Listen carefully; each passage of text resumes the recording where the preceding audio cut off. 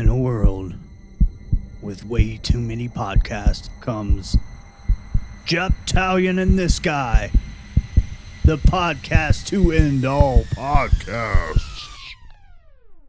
With some pieced together recording equipment, a couple loosely informed topics, and a coin, these three friends set out to forever change the next hour of your life. Japtalion and this guy is solely for entertainment purposes. Joseph, Eric, and Morgan are not professional researchers, investigators, or gynecologists. Not suitable for children. Hey, welcome back to another episode of Japtalion in the Sky. I am Joseph, the prophet of West Columbia, and the biggest dick in the room. Whoa. I'm Morgan. I'm wondering when Joseph has ever seen my dick, and I'm Eric. No, he said he's the biggest dick. I know, but once he see my dick, he'd have to see my dick to know that he's the biggest dick. No, I'm the biggest dick. I didn't say I have the biggest dick. Oh, you are the biggest dick. Yeah. Yes. What a dick! Now that we cleared that up. All right, so this is Japtalion this guy. This is three friends. We get together, we research topics, we flip a coin, and then we discuss the topics and, berate each other or whatever. Boom. Boom. Hell yeah, we do. Boom. Not gynecologists. Not yet. Or professional researchers. Not yet. Professional I'm gynecological going to researchers. research gynecology professionally. We may have fucked your mom, but prove it. Nah. Yeah, John Boy. You dick. Okay. Well, what do we do now? Oh, the weeks. Hey, Eric, You shoot the shit. how was your week? Did you do anything interesting this week? Well, I got really resentful about 20 minutes ago when one of us showed up late. That's me. I showed up late. I wasn't late. I was on time. Wow. Oh, man. I just Not wanted- that one. I was on time. I got here precisely when I was supposed to. See? You see what I'm talking about? I just wanted to bring that up. I can't help but bust people's balls. Let's see, this week, I don't know, man. Living life, having fun. Nothing memorable pops out. I didn't do my little take notes thing this week. I don't know. Can it come back to me? Yeah, we'll come back to you. How about this guy over here, Morgan? Got all kinds of shit going on. The Yay. Morgaster. Morganism. One thing. The Organizational. Morganism. Organizational. I like that. You should do that when you interview people for your place of business. Hey, welcome to the Morganization. Like every time you say organization, just say it Morganization, but Yeah, we're deadpan. very Morganized. Yeah. Yeah. How are your organizational skills? 1 to 10. Lord of mercy. So, Brandy moved the other week, and she had this couch that she bought. She spent a good bit of money on it, and it kind of sucked for what you look for in a family couch, But Joseph was in need of a couch, Yes, I'm no longer in need of a couch. and it was offered to you, and you came and picked it up, right? You want it back? No. Oh, No, but you brought cash with you when you came to pick it up. I did. Your son cash, not Did he the... steal something? He didn't steal anything, did he? No. Okay. What happened was Brandy was like helping somehow. She was doing something, and I walked up and I slapped her. I like cocked back and fucking slapped the shit out of her ass. Yeah. And Cash about lost his fucking shit. He was like fucking in the other room laughing his ass off almost, He was falling over, like doubled over laughing. And I was like, holy shit, I have never seen Cash laugh like that. Yeah. Ever. I have never seen him laugh. He was like, I saw the wind up and everything. It was so funny. Like, shit, dude. That was great, man. I love that. Yeah. He doesn't think I'm funny. He likes you though. That's crazy that he likes me. Anyways, so her and I also had an anniversary recently this month, and I put some pictures of us up on Facebook and shit. And there was this one from like early on when we started dating, and she had a bunch of cleavage, and one of her boobs was like almost hanging out and shit, right? Yeah. When you put stuff on Facebook, it automatically like grabs the faces and is like, who do you want to tag here? And it had one around her boob. Like it's a baby's head or something. That's the third person in the fucking photo. That shit was hilarious. Something really funny happened during the move process, too. I was driving my truck, and I had my trailer on the truck, which has my business name and phone number on it. And if Joseph knows, way better than Eric knows, I am not the friendliest driver on the road. And I don't always drive the way other people think maybe I should be driving. Yes. So we're going through Lexington, and it goes from like a 2-lane. Well, it goes from a 4-lane to a 2-lane, you know. So I have to merge over, and these motherfuckers are going like 35, and I want to be doing 60. So I haul ass up to the merging area, and I get over. And then I get this fucking text, and I was going to read it the other week, but we didn't record. The dude said, his text said, "Hey, Bo, is this wood electric?" And I didn't respond because the way it looked, he had like upside down question marks and asterisks, and he spelled out A-Y-E, you know, Yeah. "Hey, Bo." Hey, Bo.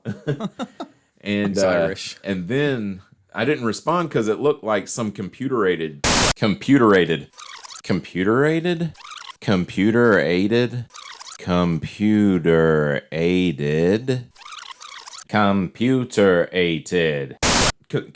generated thing. Computer-aided. Yeah, let's just go with that.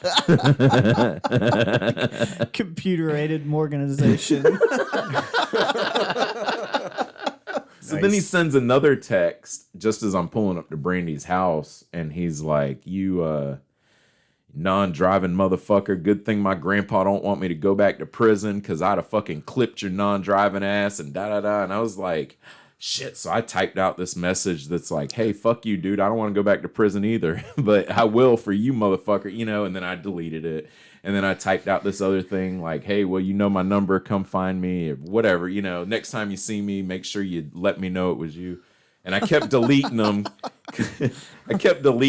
And then finally I just sent a text that was like, "Oh no, what's going on? Is the guy driving my truck causing problems on the road? Don't worry, I'll take care of it." Wow. And he just was like, "Okay, sorry about that, Hoss. You know, he just needs to be careful out there." And I'm like, "Don't worry, I got this." Yeah. That guy's a fucking dick.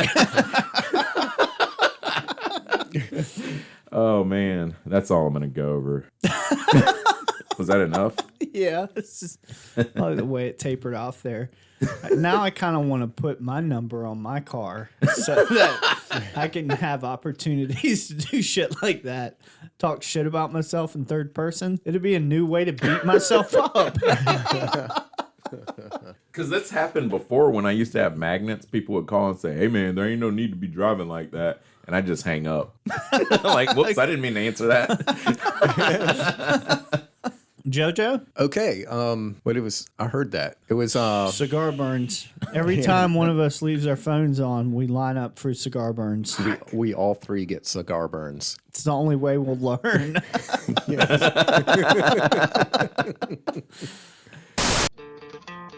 We gonna light up our cigars and start burning motherfuckers when they put their phone on the table.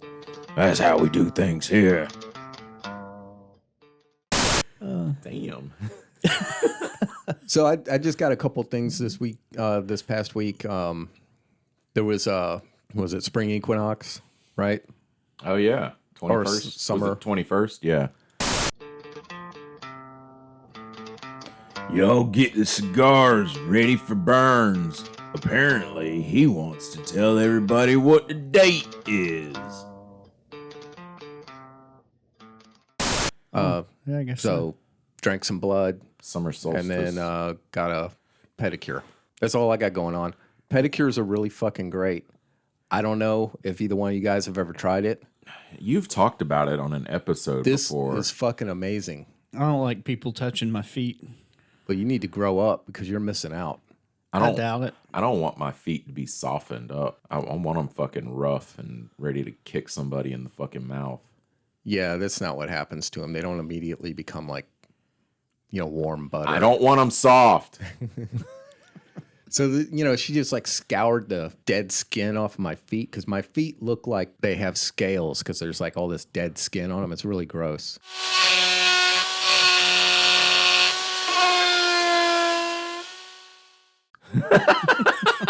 Right now? Yeah, right now. Yeah. You want to see them? Nah, I'm good. Okay. But it's like you soak them and they get soaked in warm water. She's like putting weird oils and shit on them and like rubbing my leg and my feet. And like this chair's like massaging my back. It was fucking great, dude. I really enjoyed it. That was like a Father's Day gift. Hell yeah. Yeah. I enjoyed the shit out of that. So that was me. Wow. What you got something you want to add, Eric? You want to add something, Eric? So I make up fake perverted songs. Like I do the Weird Al thing with songs all the time. Hell yeah. And Annie joined in on one the other day. Oh, wow. Shit. Yeah, in the backup vocals. Do-wop, shooby-doo. Do-wop, shooby-doo. You're like a duo. Donnie and Marie. Really, dude, I laughed really fucking hard because it was just unexpected. I'm trying to think of the real words to the song, but I can't think of them. But so what I was singing was, see, now I'm on. What song was it? I don't know. That's what I'm trying to think of. You didn't have to suck me off, but I really appreciate the effort. You didn't have to stick your thumb in my butthole. Now your cooter is a hole that I used to fuck. My cooter. You know? I know what song you're talking about. Yeah, I was singing, I didn't mean to fuck your butt. I was trying to stick it in your fucking vagina.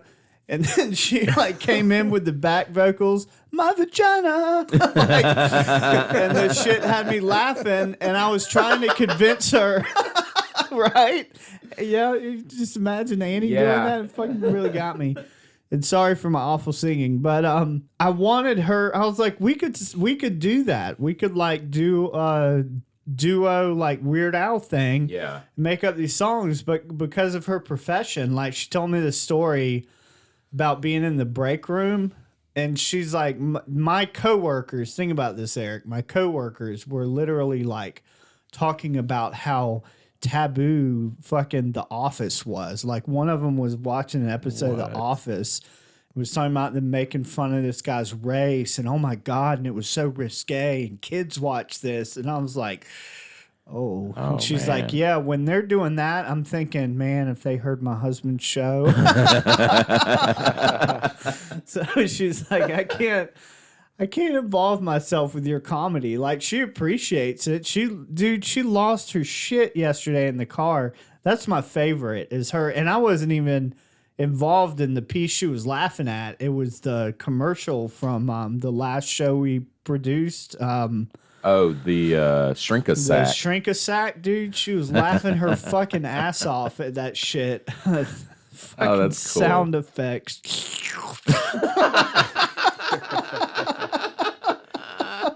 I shall call it Shrink-a-Sack. Yeah, that's my favorite, is hearing her laugh. Oh, that's sweet. At our work that we've produced. Anyways, that's my thing. That's my week. Cool. Boom. Clap. Oh, yeah. Me too. I clap. I get excited. It brings up the energy for me. There you go. Dude, I'm not editing this episode, so you bring a fucking Gatling gun in here. Gatling gun. Yeah. I don't give a fuck. Dolphin noises. A clapling gun. I did it again. I got to sit on my hands or something. I'm excited, man. I'm excited. in a good mood. Good. Okay. Well, what the fuck? How about we do a coin flip? Between me and Eric, I guess. You call it, Eric. Okay. Heads. Coin flip. Well, it's fucking tails. Son of A bitch. a bitch. You motherfucker. All right. So looks like Morgan won this one. Yeah. What you got going on, Morgan? Okay. More prolapse stuff? It was pedicures? You doing pedicures? Prolapsed pedicures. benefits of a pedicure. No. We'll give you a pedicure with our prolapsed anuses. So it was a while ago. I can't remember what fucking episode it was in. I like when Eric makes some nasty perverted joke and we just carry on. Yeah, As if he's not talking. I'll just ignore him. Maybe he'll stop. It doesn't work. He won't. I won't. It was like maybe towards the beginning of the year. I don't remember, but Joseph had brought up the Killdozer in one of the episodes, and Killdozer. something about Cash had brought it up to you or something, or watched videos on it or whatever. Yeah, it was when my Uncle Jay was here for the. Oh, is that when it was? The atom bomb thing. Yeah, I think Jay brought up. I don't know. Somebody brought it up, but yeah, he was here. I remember. Oh, okay. All right. Yeah. So it immediately went on my list after it was brought up, and the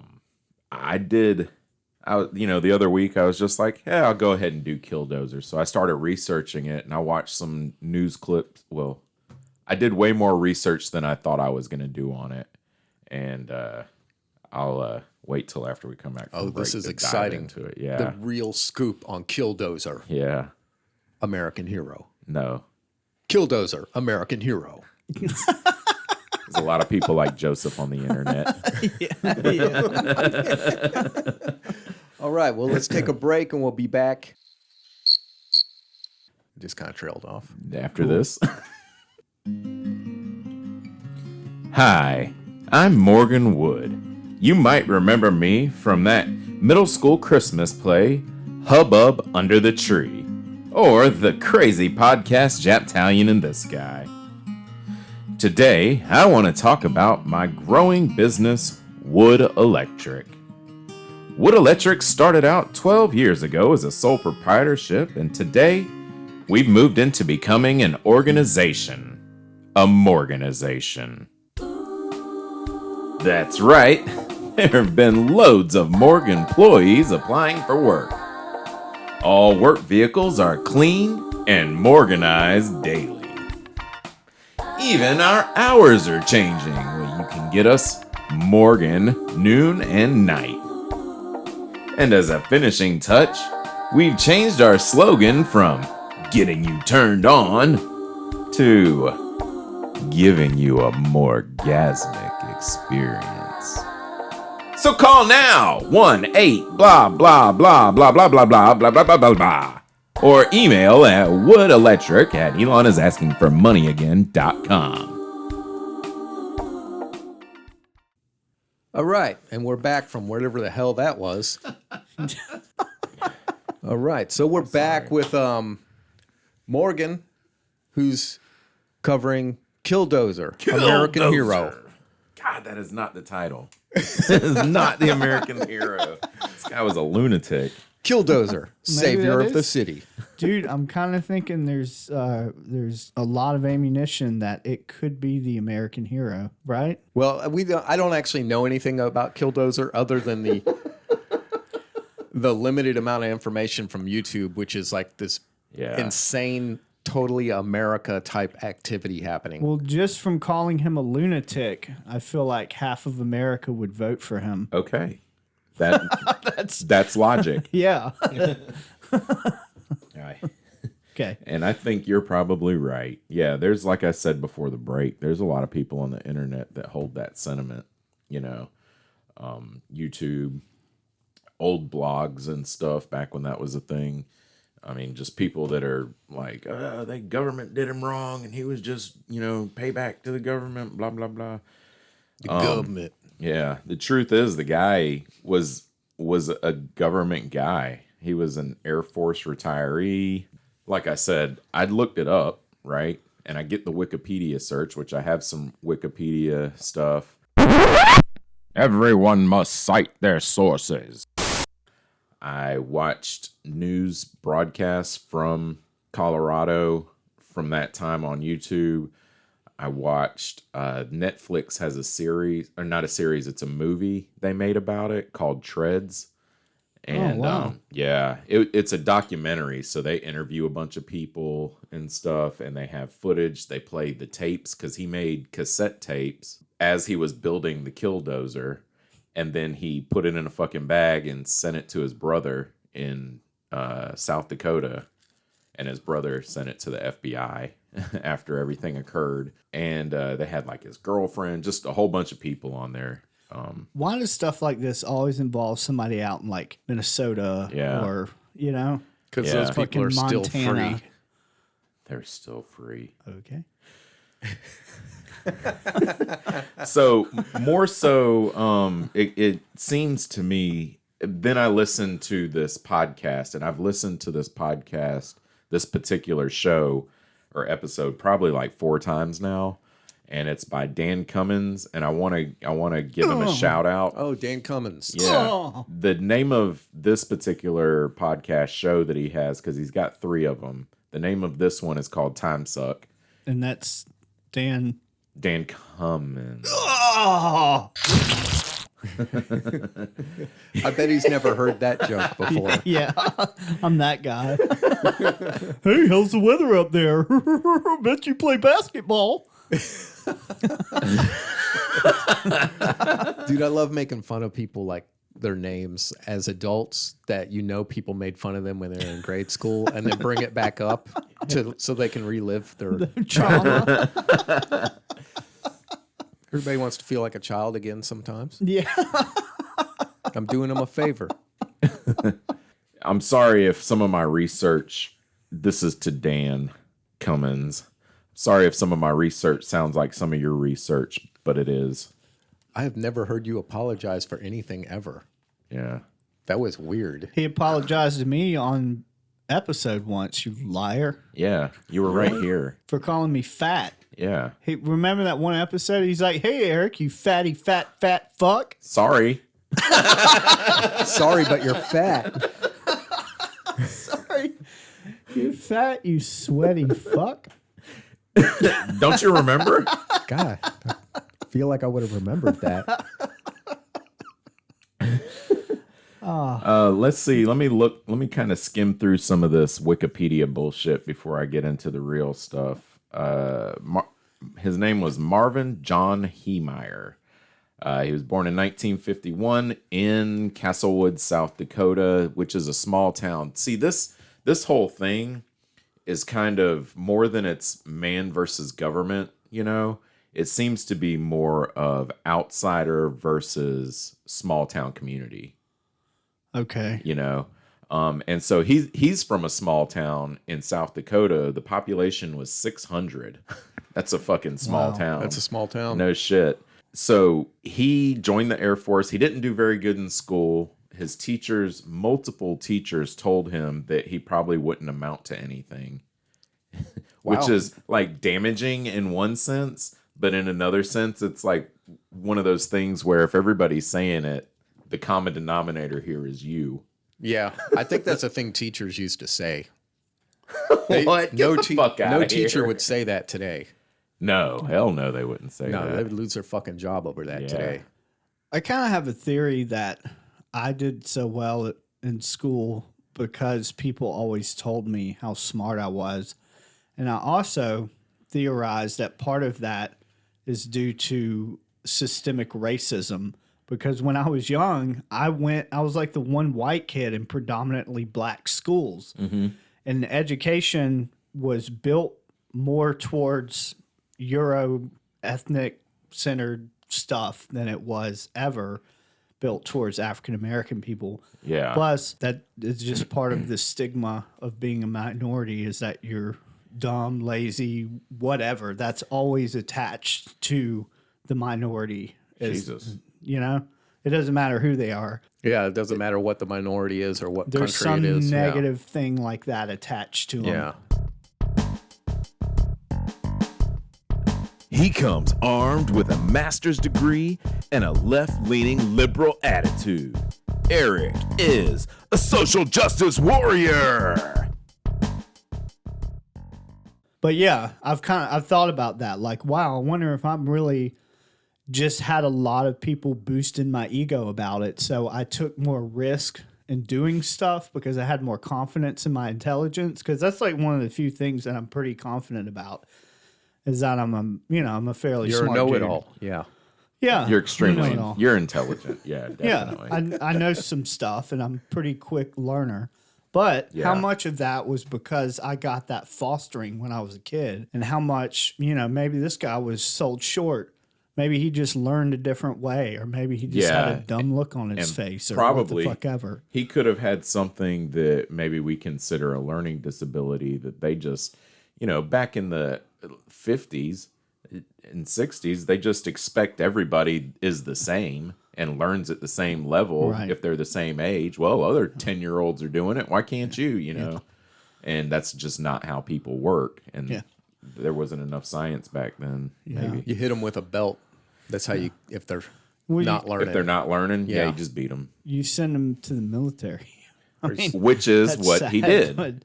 Because you can catch bullets for us. He finished, so when he finished school, which was a very small school, he finished in a class of 29 people. He finished number 28 out of 29, So college wasn't really a thing for him. Right. So he joined the military because that was the next best thing for him. Other than working on the farm with his dad or whatever, Yeah. So he joined the military, joined the Air Force, ended up in Boulder, Colorado, and decided to stay there. So let's see what Wikipedia says real quick in a quick synopsis. John Heemeyer, born October 28, 1951 in South Dakota, lived in Grand Lake, Colorado. According to a neighbor, Heemeyer moved to town more than 10 years before the incident. His friends stated that he had no relatives in Granby. He didn't. He just came from the Air Force. So Heemeyer's brother Ken stated that he would bend over backwards for anyone. However, many people described Heemeyer as an affable person. Local resident. What's affable? Likable, nice, Yeah. friendly. Oh, okay. Yeah. Local resident Christy Baker claimed that her husband was threatened by Heemeyer after refusing to pay a disputed muffler repair. I mean, it's, That sounds all normal. yeah, this is normal people stuff, right? Yeah. So anyways, he lives in Boulder, Colorado. He immediately gets out of not immediately, but after he gets out of the Air Force, then he immediately starts working at a muffler shop and learning that he's pretty good with welding, and he's a quick learn on bending pipe and putting mufflers together. And he excels really quickly to, by the time he's 28, he's already owned a shop and sold it, and he owns another shop in Denver, and I mean is making really good money. He starts renting the shop out to another guy that is just paying him basically a royalty, for his shop. One of his favorite things to do in Colorado was snowmobiling. So that's what a lot of people in the documentary talked about, is how good he was at snowmobiling. He actually, other than doing mufflers, he started producing these bumpers for snowmobiles so they could run straight through trees and shit like that. And, oh, cool. They called it they had a name for it, like a Heemeyer bumper or something like that. I can't remember. They had a name for it though. Yeah. But everybody had one. And if you didn't have one, then you weren't shit, and It's that kind of thing. It's beginning. What is? This is the beginning, right? Yeah. The bumper murderous- on the snowmobile. of the murderous rampage. He's like, this snowmobile's not going to cut it. There's no snow. I need more. Yep. I cannot take out a building with a snowmobile. Yeah. It's just good practice. Yeah. You idiots. It's like Dr. Doom.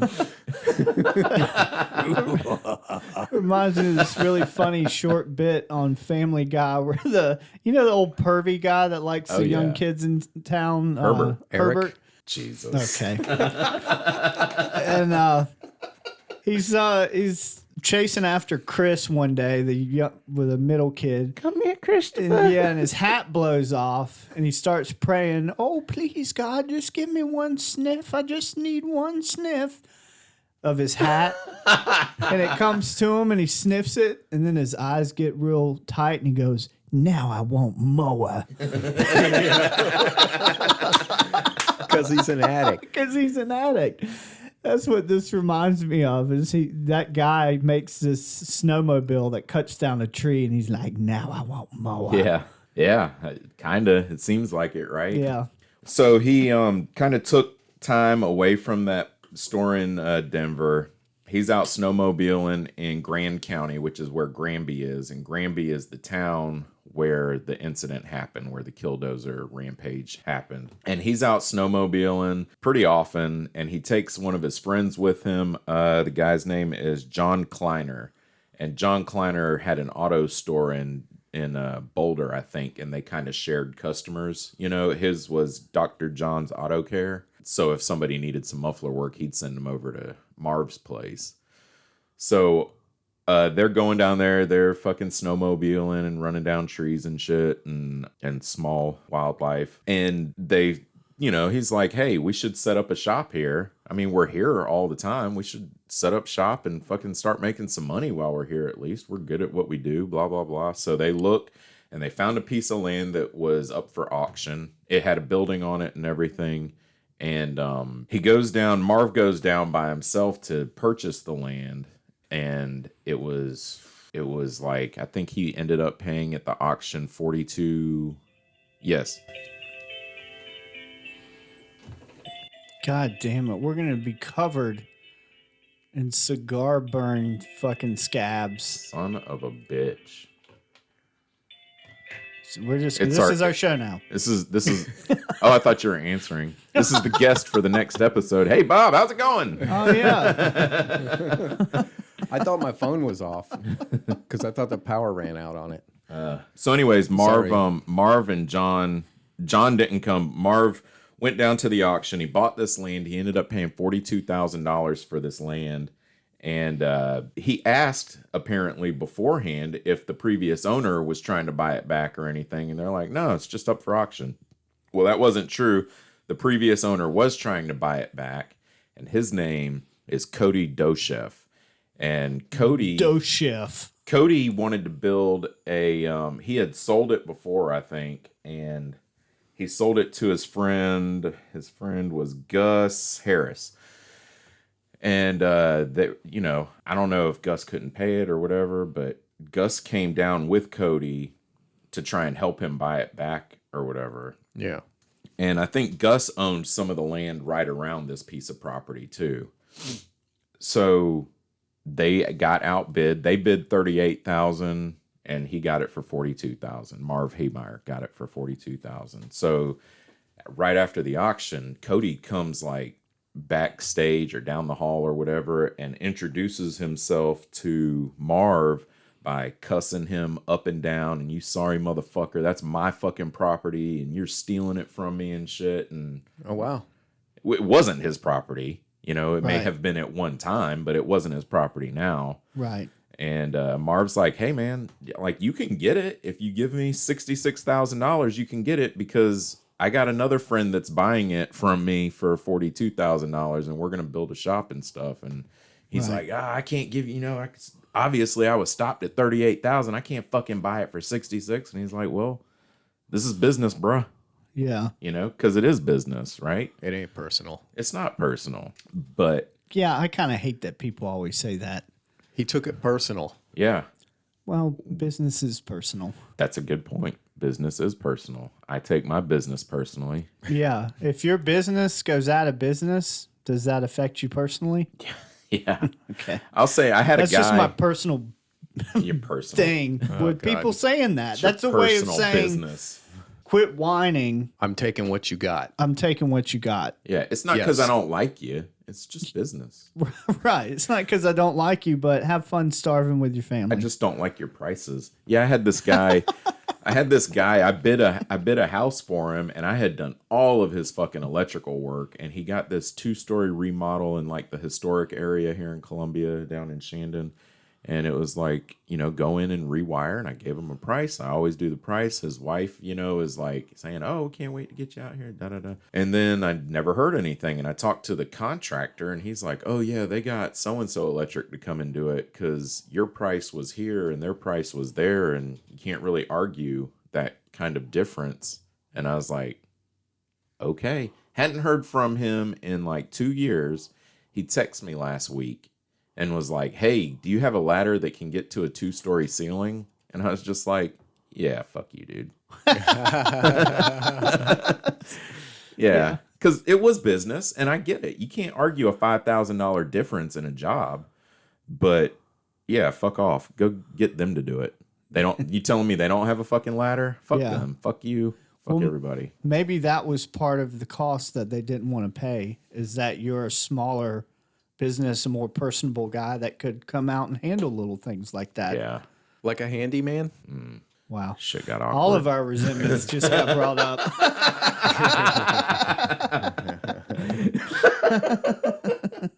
Maybe they should call a handyman. So Marv kept the land, and he called up his buddy John, and he's like, "Hey, I was able to get it, 42,000, and they told me after I purchased the land that there was some kind of EPA audit on it where there was once an oil spill that was pretty bad. They cleaned it up. Everything's good to go or whatever." And John's like, "Cool. All right. Ready to go when you are." And then a week later, John called him up and was like, "I'm really concerned about that oil spill. I don't want to go in on the land with you anymore." So fucking Marv's pissed. He just put $42,000 into this fucking thing. And Cody doesn't want to buy it for the amount of money that Marv wants for it. So he's just sitting on this land now. And he's like, "You know what? Fuck it. I got that place in Denver. It's making a shit ton of money. I'm out here snowmobiling and whatever. I'll just, I'll sit on it for a little bit." And I think they said the land was appraised at over $100,000. Oh, wow. So he could have gotten some for it. And one day he was just like, "Fuck it. I'm going to build a shop." So he goes out and he starts clearing the land, and he starts like cleaning up everything. And a guy, Bud Wilson, he was the superintendent of the Granby Water District. He comes out and he's like, "Hey, you need to hook up to the city sewer.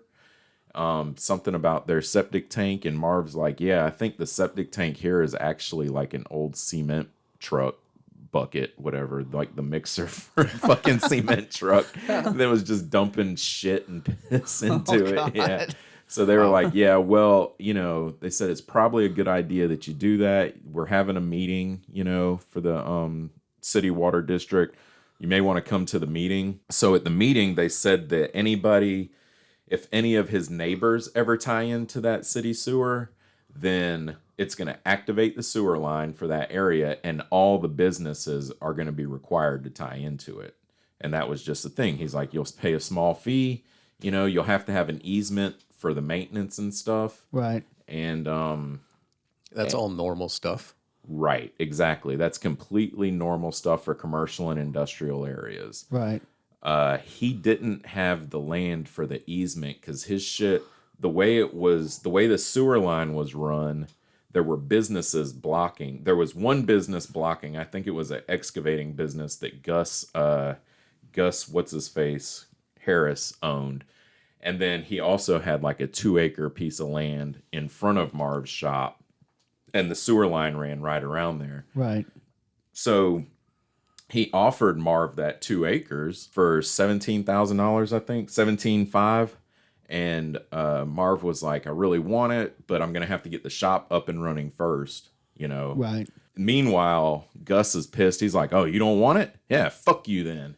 And he like refused to sell it. I think he went up on the price first, What an asshole. He went up to 20,000, which isn't a huge climb. Right.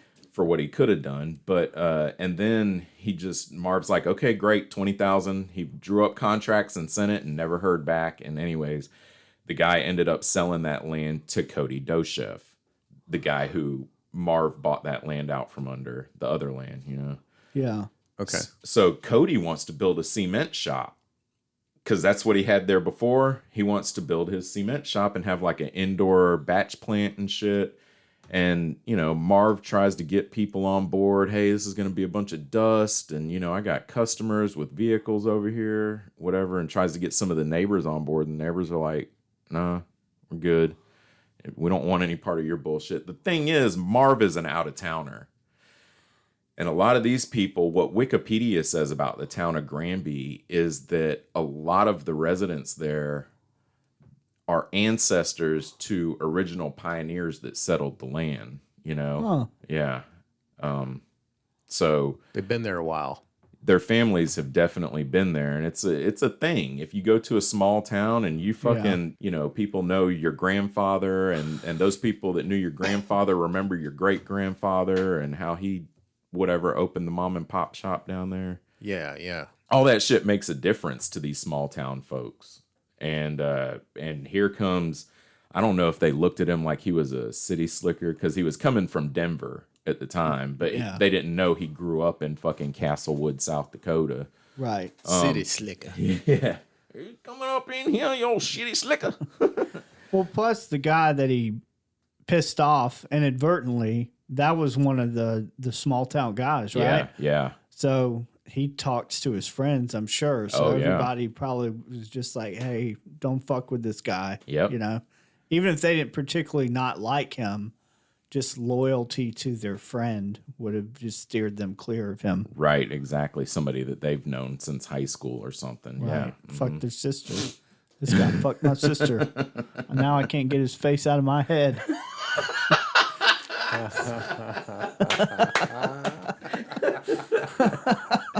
Oh, God.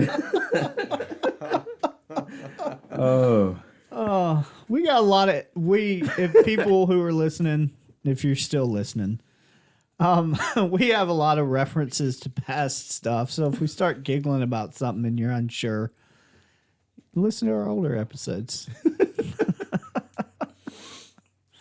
So Marv gets his muffler shop built. He gets it up and running. He says, fuck it. I'm not required right now to do it. So fuck it. I'm not going to do it. And then one of his neighbors ties into the city sewer. Yeah. Marv's looking for a way to make some extra money. So on the same land that he owns, he builds over to the side this boat storage place. Yeah. He's like, you know, people are trying to go to Grand Lake. They don't fucking, you know, they're driving around Granby looking for somewhere to park their boats and there's nowhere. So he's like, perfect. Eventually, this will be the place where he builds the Killdozer. Dun, dun, dun. Yeah. So he gets the muffler shop. They end up, somebody ties in, activates the city sewer in the area. So then he's required to have an easement that he can't have. I think all of that originally, before Cody Dochef bought that 2 acres next to him, it would have cost him like $100,000 to do. Oh, wow. Yeah, because he would have had to get a lift station put in, Yeah. you know, to pump the shit. And he would have had to have like 100-foot excavation and pipe and tying in. And, you know, the utilities charge out the ass for hookups like that. You know, they just do. Yeah. And so it would have come up to about $100,000. Still not uncommon for commercial and industrial properties. You know, it's just an expense. Anyways, so the problem with him not tying in is that every day he's not tied into it, he has a $100 a day fine. Wow. Ooh. Yeah. So is this dude, is this guy also kind of an outsider in that he doesn't want to be a part of any of these services? He and doesn't. stuff, You know, some of the or- stuff he does reminds me of one of my brothers where he just fucking like. So he's living in Granby and all of a sudden they want to legalize gambling, right?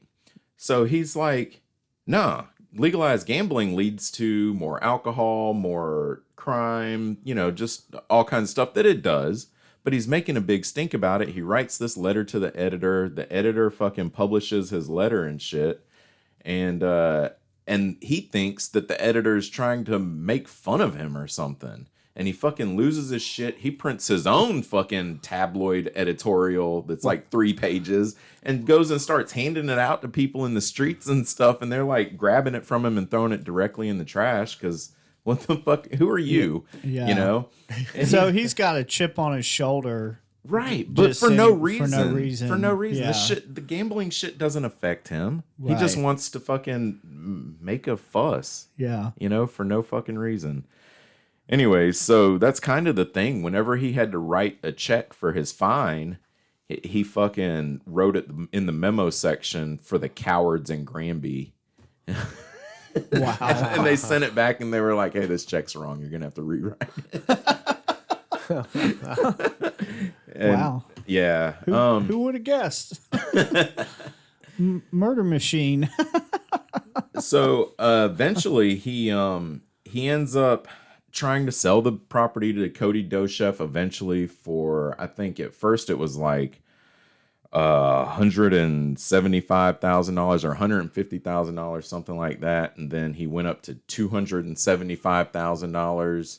And, you know, they have different stories. In the tapes, Marv is saying that he was stonewalled and he was cut off and the Dochefs quit talking to him. But then Dochef's wife says that that's not what happened. We were ready to make the deal and stuff. So his tapes outline all these grievances. Oh, yeah. The tapes he sent to Yeah. his brother. Yeah. Oh wow. So there's really like an It inside to his crazy thinking and all yeah. of this. The This whole Killdozer thing- manifesto. This whole thing, like he starts it off by saying this is like his mission from God. It just, you know, one day he's there in his hot tub drinking a beer and just immediately it clicks like God is telling him to build this thing.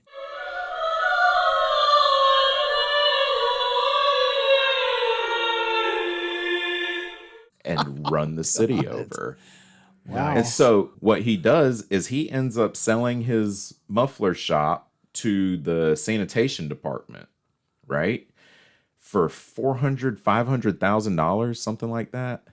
He sells it to them. He goes to I can't remember. It was somewhere in California, and he buys this fucking bulldozer, and this thing is already massive. It's already a massive fucking dozer. He brings it back and puts a for sale sign on it. And his logic to putting a for sale sign on it is that if nobody buys it, then it's meant for me to do this. I could totally understand that logic. Hey, if you've read the Bible, it's kind of on brand. You know? God wants this guy to take out a village because they're down with immorality and shit. So it's not far off from Old Testament. So Yeah, if God doesn't want this to happen, God will remove the bulldozer from my life. Right. God. So Joseph's still on the American hero kick. Yeah, I can see why people would brand this dude as an American hero. Yeah, well, they're branding it man versus government kind of thing. Like When he's it's getting more fucked. like- Yeah, no. Go ahead.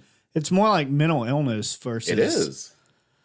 Or even like you said, inside group versus outsider. But the guy doesn't realize how his actions are making him more of an outsider. I'm sure they treated him like an outsider, but it seems like he's seeing ghosts where there are, or threats where there are no threats, or insults where there are no insults. Right.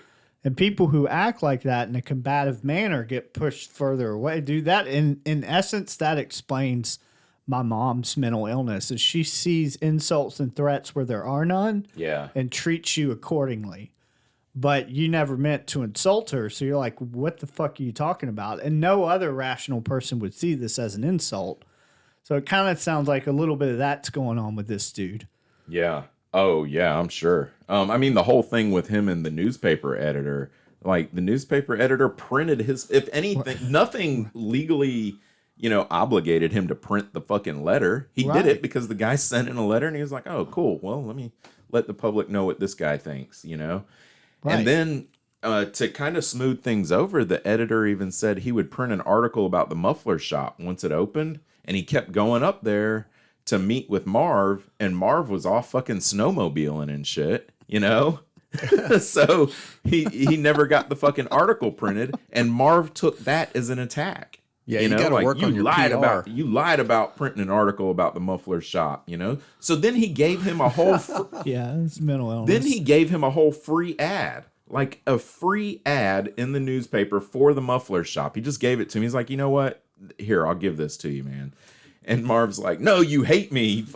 You're trying to destroy my business. Oh, wow. Your free advertising. The guy was he was mentally ill. Yeah. Totally. Yeah, they were trying to reach out to him. That's awful. Yeah. Yeah. He had unhealthy cognitive thinking.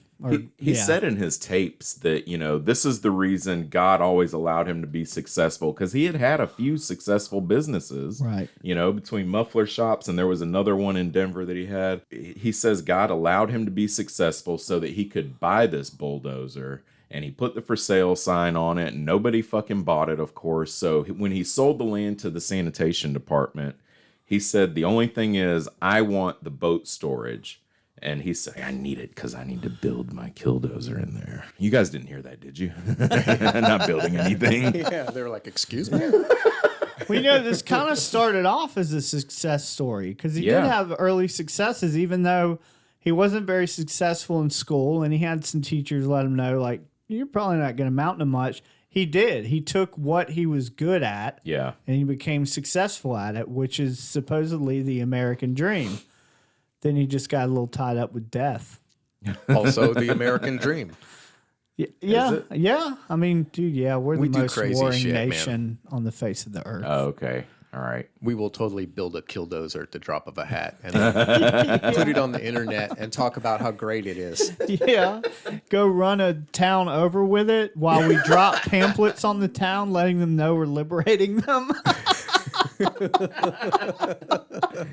You're free. Damn. That's a hell of a way to look at it. Yeah. Okay. Our show just got shut down. So Marv got his dozer set up in this boat storage, and to take away from the sound of building this fucking thing, he would sleep during the day and work on it at night when the sanitation people were at home sleeping and stuff. So he'd be in there at all hours of the night fucking welding. He would weld 2-inch thick steel and make like a box around it, and he would fill that box with cement. Wow. This thing was fucking indestructible. They were, when the rampage happened, they were hitting it with like 50 cal. And it wasn't even fucking touching it. Wow. They were dropping grenades in it. It wasn't fucking... Oh, man. His ears must have been fucked. God. He might have gotten a concussion just from the, being locked in that box and the air being moved around his head. It's fucking crazy. They said that... God, I don't want to get too much into all that yet. But, so anyways, he built this thing, and... one day I think they played the phone call, the 911 call from the sanitation lady that like distributed the trucks or whatever, got the trucks out and stuff. And she's like, we got a thing going on here, and this bulldozer just came out of this building. He just fucking ran right through the boat storage building, like just bulldozed his own building, came out and went straight over to Doe Chef's concrete plant.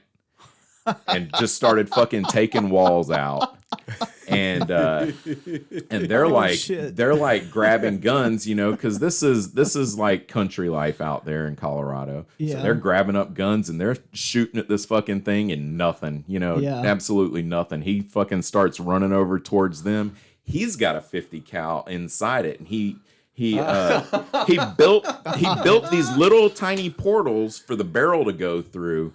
So he never hit anyone because he couldn't fucking aim it. Yeah. But he was shooting right at him. I mean, they said, they were like, man, this shit was whizzing over my head and stuff. You could hear the bullets, Wow. That shit's got to be scary as fuck. There was one time where there were state troopers behind some of those concrete barricades, and he just fucking runs over there and runs over the barricades, and people are fucking scattering like cockroaches.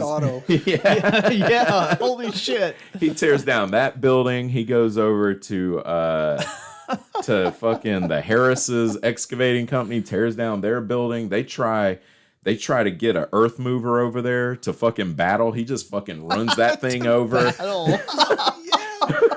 Oh man, that's great. Then they had a scraper, the things they use to scrape dirt roads and shit. Yeah. They had one of those. He just pushes that motherfucker on out the way and goes through town, man.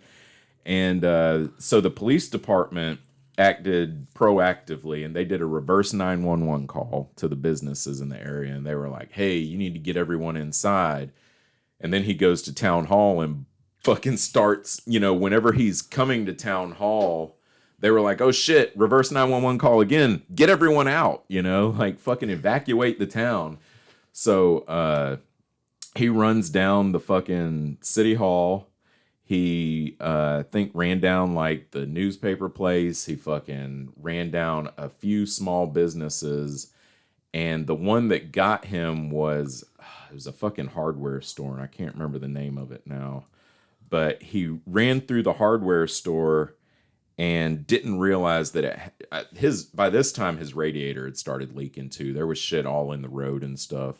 But his tracks got stuck. He didn't know that they had a basement at the hardware store. So when he ran through the walls, it fell down. Half of it fell down into the basement, and he couldn't fucking move from there. So he just fucking sat there, and they said that they heard a gunshot come from inside the tank. They still couldn't get in.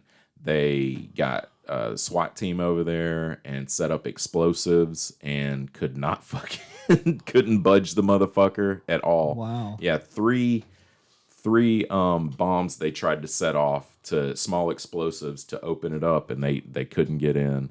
Eventually they got an acetylene torch and cut the steel hatch, because he had welded himself in the motherfucker, Wow. So they ended up having to get a torch and cut the fucking hatch open to get to him, and there he was with fucking, dead. And they showed a picture of him. That's kind of disturbing. Yeah. It wasn't bad. He was just hunched over and shit, but and his tapes are kind of, they sound like the crazy ramblings of a fucking mentally ill person to me. Like, this, I don't know if y'all have ever watched any documentaries on Ted Kaczynski, the Unabomber. I haven't, no, but I want to. This reminds me a lot of that. I mean, he was out, I think, in Montana, and he literally went, and this is a very well-educated person. He taught in He was a college professor, yeah. He went and moved out there because he didn't want anything to do with anybody. And he was like living in this little fucking shack in the middle of goddamn nowhere. They said he used to go when planes would fly over. He was so adverse to society and technology. He did not like technology at all. That when planes would fly over his land, he'd go out there with a gun and just start shooting at whatever was flying over his property. Wow. Like, that's how fucking leave me the fuck alone he was. Wow. But yeah, just gone. I mean, just as far as mental health wise, this guy was gone. Yeah. He was gone. That's how I feel like Hemeyer was. I mean, I think the guy had enough sense to build his businesses, obviously, and make some really good business decisions. But all of this shit coming at him from the town of Granby, he just constantly felt like he was being attacked. And they're like just making him try to go by the same thing everybody else is going by, But he feels like probably because his first real introduction was with Cody Doshev at that auction. And Cody Doshev cussed him fucking up and down. So he knows that this guy is from here. He grew up here and he knows everybody here. So everybody must be on his side. So everything they do to me is because of him. And, Right. And what else is kind of weird or interesting to me about this and other things is that mental illness, and we don't know. I don't know if the guy was diagnosed, and we obviously can't. Right. But being someone who has some education in the field of mental health and things like that, he obviously had some non-helpful thought patterns and behaviors going on. But I do know that certain schizophrenia often has a religious bent to it. Like mental illness seems to inherently have this, at least portion of people that tie in God or demons or something. Like this guy thought he was on a righteous path to destroy the city. Obviously, it wasn't that. I mean, maybe, but it seems like obviously it wasn't that. Right? I mean, maybe it was all just so we could do this episode. yeah. Thanks, Marv. God had a plan. It's just it's weird to me that stuff usually, like, people that have mental illnesses like cling on to some of that stuff. You know, people hallucinate demons and angels who have schizophrenia or think God's talking to them. It's weird to me. While he's sitting in his hot tub drinking a beer. Fucking Dan Cummins had this joke where he was like, yeah, God just came down and was like, Marv, you need to avenge yourself and buy a bulldozer in California and come back and bulldoze this whole town because of a dispute with the town zoning commission. It's just not a thing. Yeah, you know? when you lay it out, it's completely insane. Yeah. But to that guy, it made perfect sense. Right. You don't do that shit unless he was committed. You don't weld yourself into a death machine that you've built. He was. Unless you're committed to your cause. His dad died in March it was 2004 when it happened. It happened, I think they said June 5th in 2004. And his dad had just died a couple months before. And he went to the funeral in South Dakota, and he had already known then. The $500,000 he got from selling his land and stuff, he had funneled it to his dad so that it could be distributed throughout his family. So goddamn, this dude had like a 5-year death plan. Yeah, I mean, he knew what he was doing. Yeah, you know. So, but that's the topic, sad, man. Because think of all the creativity and the ingenuity it took to do that. Oh shit! And had it been directed in like a useful manner, got a job at the army or something. Just the Killdozer itself could have just been an attraction. And just you know, they shit with it. They took that thing apart piece by piece and they disposed of it separately. They didn't want people getting parts of it and having like souvenirs or memorabilia of it. They scrapped and burned and they got rid of that thing. Yeah. Yeah. Oh, kind of like they did with the Twin Towers. Wow. That's fucking dangerous to any government, man. Someone who can build something like that's almost unstoppable by all of their forces. And it was dangerous for citizens to have. Yeah, the system doesn't like that kind of shit. No, it doesn't. The system is part of any system is designed to keep the system in place, even biologically. Yeah. A system that's made to endure, part of that system is self-protection, self-preservation, healing, looking for threats. And that's true for governments, too. Yeah. And avoiding the creation of killdozers. Right. Well, that's a threat. Yeah. That was a major fucking... Think if he wasn't stopped by that basement, how much more damage he could have caused before they would have, I don't know, had to call in the fucking fighter jets and fucking blow his ass up. What if you get like 10,000 citizens all getting together, building their own variations of killdozers or like planes or whatever? That's right. You know? Yeah, we are not planning this, okay? We're just speculating. Want to have a fun podcast. Well, that's the topic. That's what I got. Dude, that was wonderful. That's great, man. Yeah, cool. Well researched. Good. I didn't have to read that much. I was glad about that. I retained a lot of the information. Oh, yes. Hi. Hello. I did the editing on this episode, and if you feel like there wasn't enough sound effects, then japtalion13@gmail.com. I definitely want to go rewatch the Killdozer YouTubes. Yeah, I want to watch Treads. Treads, yeah, not Tracks. Treads, yeah. Treads, yeah. Yeah. It's on Netflix? It's on God Netflix. damn it. I have to get my Netflix. You don't have Netflix? We shut it down. We do this thing where we shut certain parts of our media down for a little bit because yeah, it'll you can't be do there them all at once. right. Smart. Yeah, so we'll just save money for a couple months. Then we'll get Netflix and we'll shut Amazon down for a little bit. Yeah, I haven't get- watched Netflix in months. Can you get your wife to start fucking taking care of my finances? She's so smart with that shit, Hey, man. I came up with that idea. Oh, Come on okay. now. So can you get Annie to... Wow. That was a great idea, Annie. Dude, so Bob's coming next week. Yeah. Bob was we met in a fellowship that's secretive by nature. And he was giving me my chip, and he got up there and talked about how great Annie was as a joke, which now is funny, but back then I wanted the praise because I looked at him as like a father figure. I was so fucking pissed. And I went to him about it, and he truly did not get it because that's not what he wasn't trying to hurt my feelings. He just thought it was funny because Annie's great, and everyone knows it. Right. Annie's disturbed by how great people think she is because she's like, if they knew what went on in my head, but that's everybody. That's everybody. That's everybody. Yeah. She's like, I'm really not that nice. Her secret what I is say. she's fucking quiet. And, Yeah.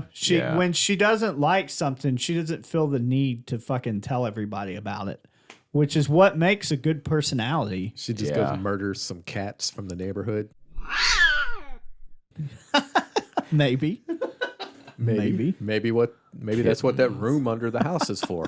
We did have our nephew convinced that there were dead people in the basement. Oh, Yeah. It was a weird room. but he joke. was a kid, right? But yeah, kids in that stage of development man. take things concretely, like they Yeah. don't when know it comes about. from an adult.